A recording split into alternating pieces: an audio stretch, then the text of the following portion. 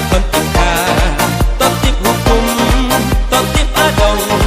yayong iingat turis sembong toya baksneng toya bakro terus kemyenget mantunan pro ya isneng mikro ipenyo ipen kedau ya pencaj koru apusnyau hami uhap kendau kon kanin tre unya wasa akon tikur akon tika totip hukum totip adong yayong iingat turis sembong toya baksneng toya bakro terus kemyenget mantunan pro ya isneng mikro ipenyo ipen kedau ya pencaj koru apusnyau hami uhap kendau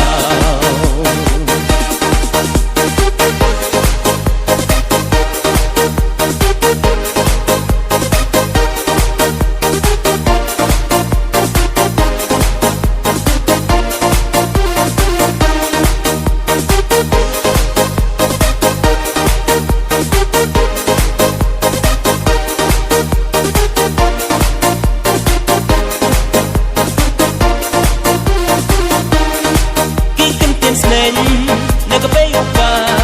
yay akor hey jing im yoki uchna hapo jingmon hapo mense ya le kipso ya le kipse yay akor hey runye harupa use kampu poi lakser poi la rupa dem ki udeng dem ki upe runye nyopi upo upe gikem ten snen nagapayupa yay akor hey jing im yoki uchna hapo jengmut hapo mense ya le kipso ya le kipse yay akor hey runye harupa use kampu poi lakser poi la rupa dem ki udeng dem ki upe runye nyopi upo upe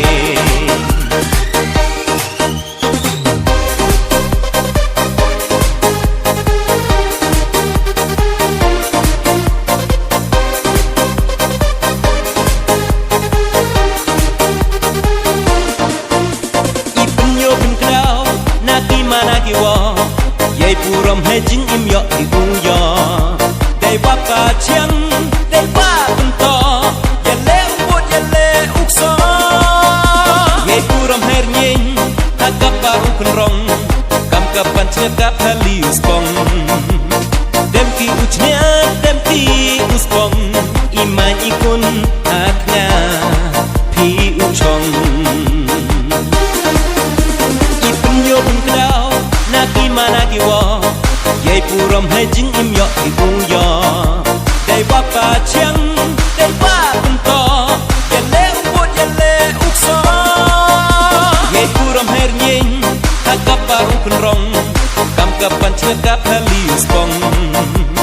dem ki uchnya dem ki uspong iman ikun haknya pi uchong kon kanin tre unya wasa akon tikur akon tika totip hukum totip adong yayong iingat turis sembong toya baksneng toya bakro terus kemyenget mantunan pro ya isneng mikro ipenyo ipen kedau ya pencaj koru apusnyau hami uhap kendau